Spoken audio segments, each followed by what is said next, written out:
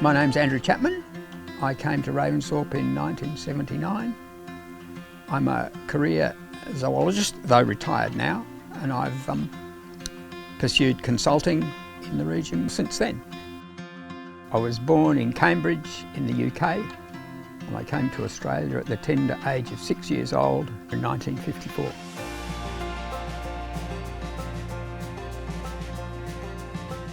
Me and my sister, who was 2 years younger than I, we thought, we're in Australia now, so let's be part of it. Whereas both our parents struggled with the view that we should be fairly British and that home was back in the UK.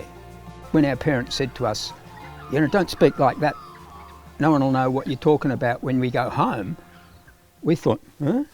I thought we were home. And anyway, who cares if we are talking like Aussie kids?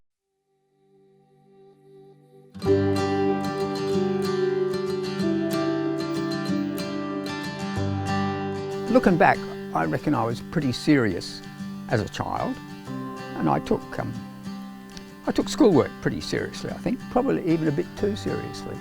I liked geography and science. Biology appealed to me, you know, the wonder and the science of life. So it was fairly evident that I would go to university, which I did, and studied zoology. And one day, a fellow undergraduate student of mine loaned me a book called Journey Among Men.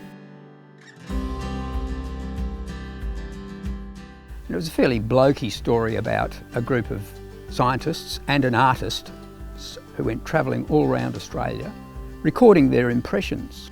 That book set my course, my career path for me, really, because I realised that really the best thing for me to be was a terrestrial zoologist.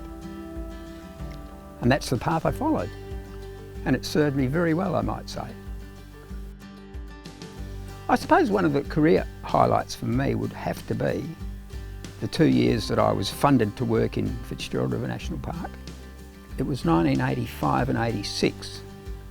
I was employed by a community group called Friends of Fitzgerald River National Park to do biological work, just down the road from here. And I'm still here.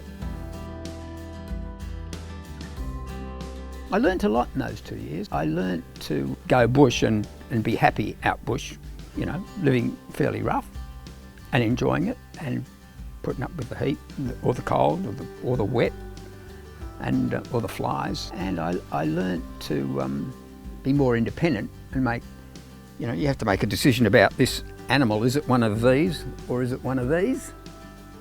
You know, tough call sometimes. Once I was in the Fitzy, I was on my own and had to make the call myself. And that sort of discipline stood me in good stead for the rest of my life, I reckon.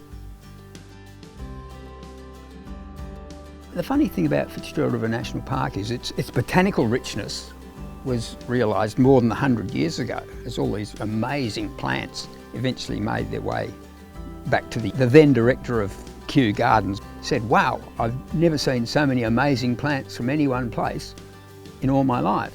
That was referring to plants, but we knew next to nothing about the fauna. So my experiences as a zoologist in Fitzgerald River National Park were like lifting the lid off a chest of zoological treasure. All these wonderful things kept turning up. I realised that the Fitz was very different in that it was still a large, remote, largely unchanged area. That is an amazing attribute of the Fitz, that it has retained its sort of feel of remote grandeur, which of course contributes to its high biodiversity. I'm a recent participating member of the Ravensthorpe Historical Society. History is not only about objects and places and what happened where, but it always comes back to people. And if someone brings in, it could be a piece of old farm equipment, or it could be an old book, or it could be something that was used in the household in the 1930s or something like that. I mean, that's interesting in its own right, but once you scratch around a bit and you find, you know, who used it, why they used it, where they used it, you have a story about a person or a group of people. That history tends to focus on, you know, the big events, who first found gold and who planted the first crop and who sailed along the south coast. But what history really is about is how ordinary people who never feature in the history books lived their lives. What I'm really drawn to in Ravensthorpe, Hopetoun area is it's in the middle of nowhere, but it's on the edge of everywhere.